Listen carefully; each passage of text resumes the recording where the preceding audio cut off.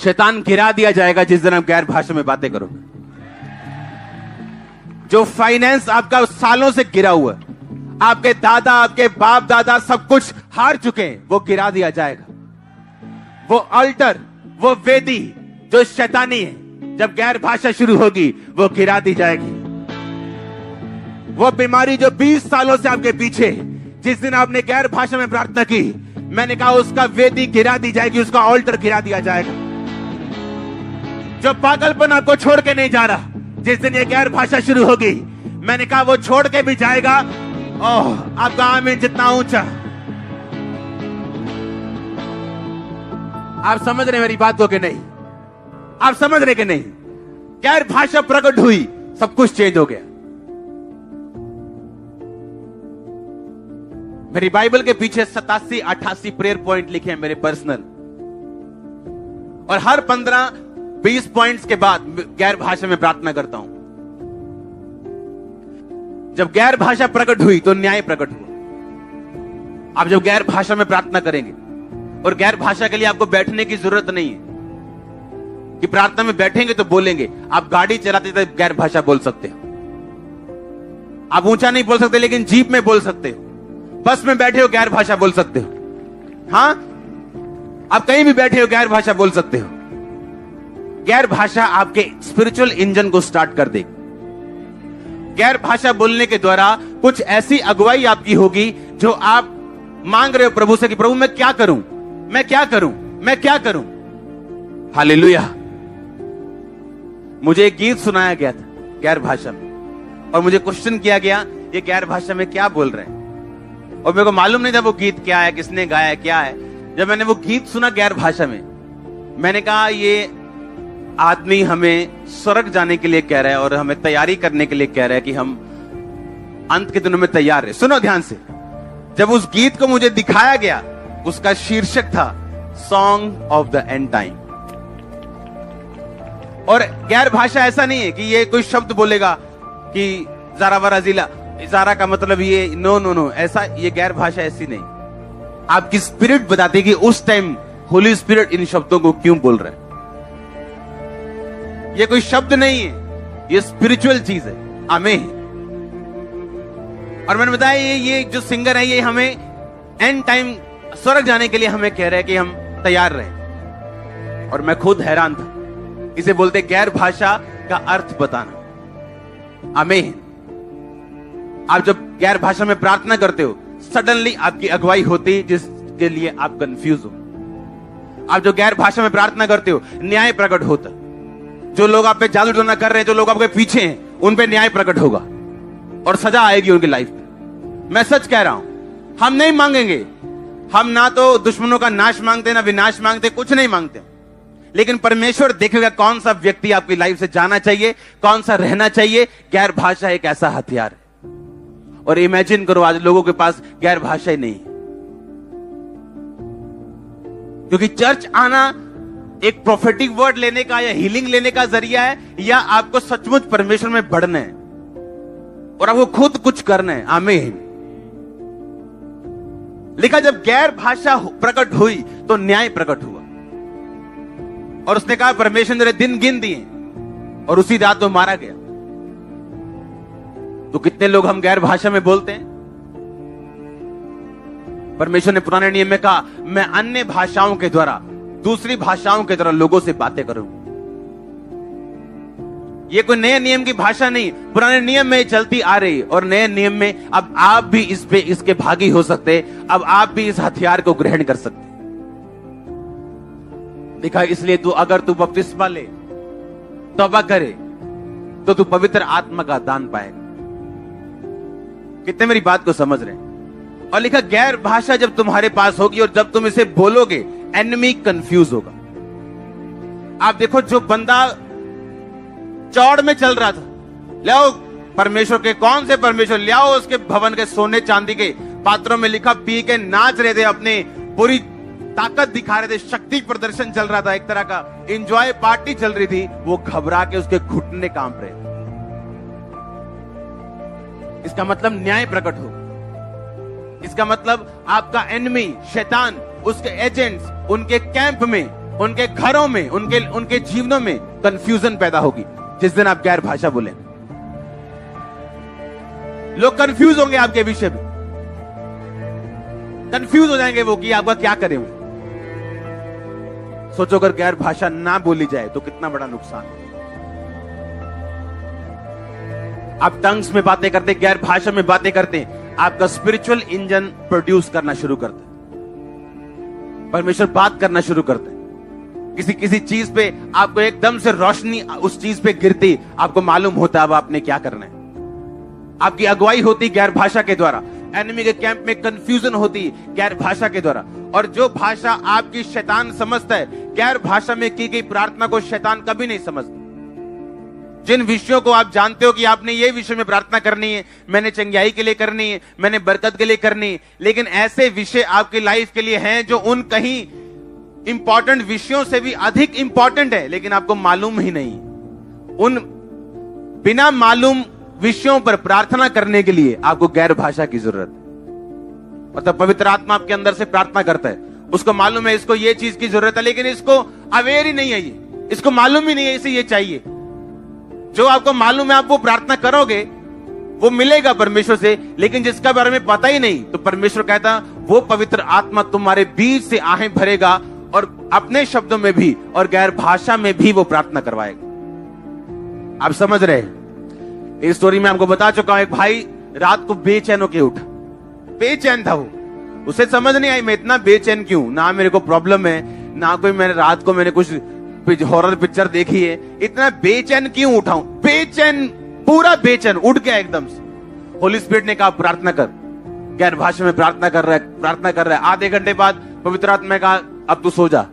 बेचैनी खत्म हो चुकी थी, शांति आ चुकी थी, उसे मालूम नहीं था क्यों उठा, क्यों खुदा ने बेचैन किया, उसके साथ ऐसा क्यों हुआ। अब वो सो गया। थोड़े दिन बाद अपने घर गया, भाई से मिला, उसके भाई ने बताया था फोन्स नहीं होते थे, अगर होते थे तो किसी के पास होता होगा, इंटरनेट वगैरह कुछ नहीं था। उसके भाई ने बताया फलानी तारीख को रात को मुझे हार्ट अटैक आ गया था और मैं मर गया था, और मैं जब हॉस्पिटल में लेके गया डॉक्टर ने बोला ये मर चुका। और सडनली एकदम से मेरी बॉडी को प्रभु ने छुआ, किसी ने छुआ और मैं उठ के बैठ गया और सब हैरान थे क्यों। उसने बताया, सुनो, उसने बताया कि सेम डे जिस रात तेरे को ऐसा हुआ, उस रात खुदा ने मुझको उठाया था और मैंने गैर भाषा में प्रार्थना की। कितने समझ रहे हैं? अब उसको ये तो मालूम नहीं था कि अपनी भाषा में क्या बोलूं, पर आप गैर भाषा में प्रार्थना कर सकते हैं। और होली स्पिरिट आपको आपके पास्टर के लिए, आपके घर के लिए, आपके मोहल्ले, आपके नगर के लिए, जिन विषयों को आप नहीं जानते, होली स्पिरिट उन शब्दों को लेके वो प्रार्थना करता है जो आप नहीं समझ सकते। और इसीलिए जो गैर भाषा बोलने वाले विश्वासी हैं, वो दूसरे विश्वासियों ज्यादा रिजल्ट लेके आते हैं, क्योंकि उनके पास एक हथियार एक्स्ट्रा है जिसको वो यूज करते हैं। हालेलुया।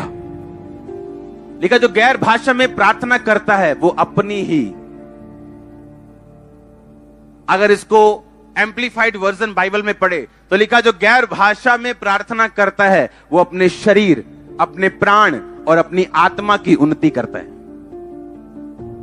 वो अपनी शरीर की भी उन्नति करता है, यानी उसका फाइनेंस, उसकी लाइफ, उसकी सेहत, उसके बच्चे, जो कुछ शरीर में। लिखा वो अपने सोल की, अपने प्राण की, अंदर जो आपका सोल है उसके ऊपर अटैक है, उसके ऊपर व्यभिचार का, चोरी का, पाप का, कहता उसको भी वो हील करता है।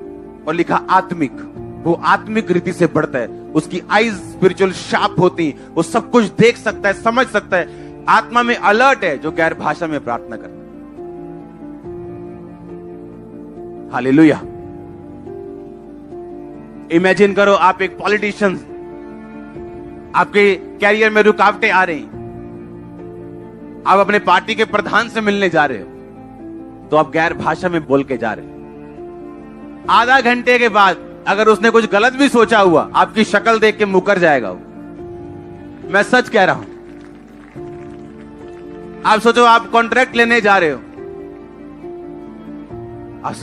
ले आ यार मुंह तो ये फटाफट चलिए, ले आ नाश्ता ले, आपको पड़िए, रोटियां चल रही हैं, फटाफट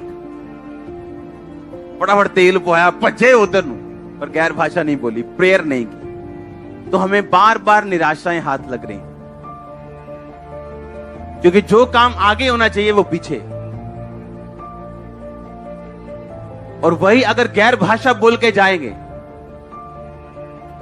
तो आप समझ सकते हो क्या होने वाला। आप बिजी होंगे, बहुत बिजी। मैंने कहा बहुत ज्यादा बिजी होंगे, बहुत, फ्यूचर में बहुत बिजी। आमीन। गैर भाषा उन रास्तों को खोलती। दानियेल की प्रार्थना का उत्तर शैतान ने पकड़ लिया था। आप गैर भाषा में प्रार्थना करते हो, शैतान समझ नहीं सकता इसको। अगर वो समझ नहीं सकता, वो कंफ्यूज रहेगा हमेशा। और एनिमी का कंफ्यूज रहना आपके लिए जरूरी है, हां या ना? उसकी चालों का खत्म होना। अब आप किसी व्यक्ति के लिए प्रार्थना कर सकते हो जो आपको डाउन करने की कोशिश करता है, पर उन लोगों का क्या जिनके बारे में आपको भी मालूम नहीं और आपके ग्रुप में बैठे हो, क्या करोगे? गैर भाषा। गैर भाषा वहां लगती है जहां आप नहीं जा सकते। ये उन पाइपों से चली जाती है जिनके बारे में आपको मालूम नहीं। इसलिए तो परमेश्वर ने कहा मैं तुम्हें हथियार दूंगा। हां, बड़ी सी बंदूक देखते ना तो दिल से वाह क्या बंदूक है, ये स्पिरिचुअल शानदार बंदूक है आपकी। लाखों रुपए दे के मिलेगी नहीं, फ्री मिलेगी, पर कहता मुझे ग्रहण कर, बपतिस्मा ले, तौबा कर, आज्ञाओं को मान, तो तू भी पवित्र आत्मा का दान पाएगा। अब सोच लो कितना जरूरी। सोच लो जो लोग सिर्फ चर्च ही अटेंड कर रहे हैं, प्रार्थना सिंपल वाली भी नहीं तो गैर भाषा वाली तो बहुत, सोच लो वो कहां बैठे हैं अभी, कितना पीछे बैठे हैं अभी। हालेलुया।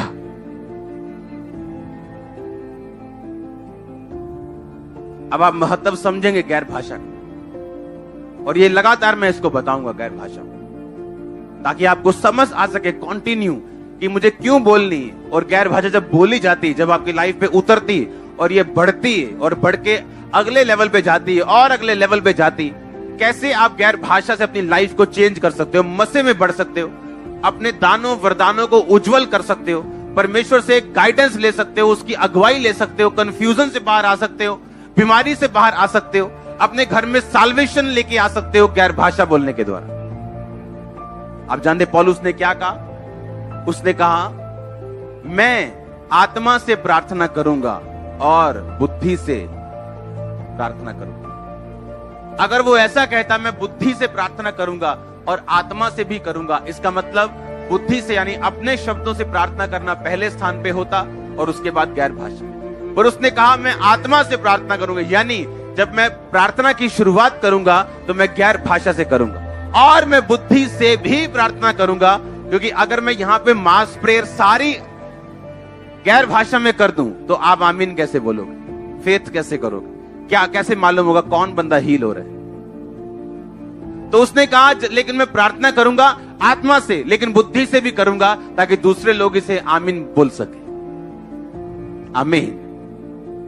इसका मतलब आत्मा में प्रार्थना करने का महत्व जो पौलुस ने कहा वो पहले नंबर पे था।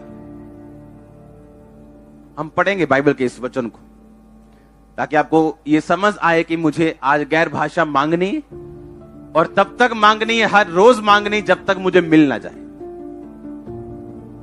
और आपको प्रभु देगा।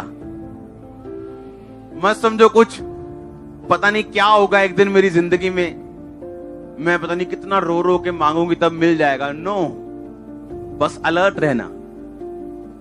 जब मुझे पवित्र आत्मा की गैर भाषा मिली थी तो मैं कुर्सी पे बैठा हुआ था, सिंपल प्रार्थना कर रहा था, और मुझे बपतिस्मा से पहले मिली थी। बपतिस्मे के बाद नहीं, पहले, और उसके बाद मैंने बपतिस्मा लिया। ये नहीं चलो मिलता गई है, छड्डो हो उनको ही नहीं। हालेलुया। पहला कुरिन्थिया उसका 14 उसकी 15 आयत। अतः क्या करना चाहिए? मैं आत्मा से भी प्रार्थना करूंगा और बुद्धि से भी प्रार्थना करूंगा। मैं आत्मा से गाऊंगा और बुद्धि से भी गाऊंगा। नहीं तो यदि तू आत्मा से ही धन्यवाद करेगा तो अज्ञानी तेरे धन्यवाद पर आमीन कैसे कहेगा, क्योंकि वह तो नहीं जानता कि तू क्या कहता है। सब बोलो आमीन। दूसरा 14 की 2 आयत में लिखा, क्योंकि जो अन्य भाषा में प्रार्थना करता है, बातें करता है, वो मनुष्यों से नहीं परंतु परमेश्वर से बातें करता है। इसलिए उसकी बातें कोई नहीं समझता, क्योंकि वो भेद की बातें आत्मा में होकर बोलता है। 4 आयत में लिखा, जो अन्य भाषा में बातें करता है वो अपनी ही उन्नति करता है, परंतु जो भविष्यवाणी करता है वो कलीसिया की उन्नति करता है। अगर मैं भविष्यवाणी करूं, आपने देखा मेरे लिए बोला था, मेरा ये नाम कोई नहीं जानता, मेरा ये नाम सिर्फ मेरे उन्होंने रखा था, यहाँ मेरा नाम ये कोई नहीं जानता। आपने जब नाम लिया, ये काम, इससे किसकी उन्नति हुई? चर्च की। लोगों का फेथ बढ़ा कि परमेश्वर जीवित है, हाँ या ना? लेकिन जब तुम गैर भाषा में बातें करते हो तो किसी की उन्नति नहीं होती, तुम्हारी उन्नति होती, तुम्हारी आत्मा की, शरीर की, प्राण की। जब तुम गैर भाषा में बातें करोगे तो तुम्हारी उन्नति होगी। इसका मतलब मैं जी प्रभु च ग्रो करना चाहना जी, गैर भाषा में बातें करो। मैं प्रभु च बदना चाहना जी, गैर भाषा में बातें करो। मैं अपनी उन्नति करना चाहता हूं जी, गैर भाषा में बातें करो। बाइबल बोलती है अगर तुम अपनी उन्नति चाहते हो, तरक्की चाहते हो, तो गैर भाषा में बातें करो। डैनियल के पास ये थी, और कोई राज्य नहीं था, कोई किंग नहीं था जिसने डैनियल को इग्नोर किया और बच गया। हर किंग को डैनियल की जरूरत पड़ी, हर राजे को डैनियल की जरूरत पड़ी। कितने समझ रहे हैं मेरी बात को? लोगों ने लाख उसके खिलाफ कोशिशें की और उसका नंबर हमेशा हाई रहता था। आप समझ रहे हैं? गैर भाषा। प्रभु आने वाले विजन आपको दे सकता है, क्या होने वाला है दुनिया में अगर आप गैर भाषा में बातें करें। अपने हाथों को उठाओ, थैंक यू जीसस। हिलाओ अपने हाथों को। मुझे अब ऐसा लगता है कि मुझे आपको इस बेदारी में अब शामिल करना है। लिखा, मैं आत्मा से प्रार्थना करूंगा और बुद्धि से भी। इसका मतलब बुद्धि से प्रार्थना करना दूसरा नंबर है। पहला नंबर कौन सा है? आपको फेवर नहीं मिल रहा, आप जब गैर भाषा में बोलेंगे फेवर आपको मिलेगा। कुछ लोग हेट्रेड की आत्मा के नीचे होते हैं, जहां जाए लोग उनसे नफरत करने लगते हैं बिना किसी कारण के। गैर भाषा आपका इलाज है, गैर भाषा आपका इलाज है। कुछ लोग जितना मर्जी कुछ भी खा लें, कुछ भी कर लें, धूप सेक लें, उनका बॉडी कमजोर रहता है, गैर भाषा चाहिए आपको। अपने हाथों को उठाओ, थैंक यू जीसस। आपने कहा तू पवित्र आत्मा का दान पाएगा। हिलाओ अपने हाथों को, बोलो मैं तैयार हूं इस दान को पाने के लिए, मैं तैयार हूं इस वरदान को पाने के लिए। पवित्र आत्मा का दान, गैर भाषा का वरदान, मैं तैयार हूं। मैं अपनी गलतियों को छोड़ता हूं, तौबा करता हूं प्रभु यीशु मसीह के नाम में। परमेश्वर के वचनों को सुनने के लिए हमारे चैनल को सब्सक्राइब कीजिए और हमारी लेटेस्ट वीडियो सबसे पहले देखने के लिए बेल आइकन को प्रेस कीजिए।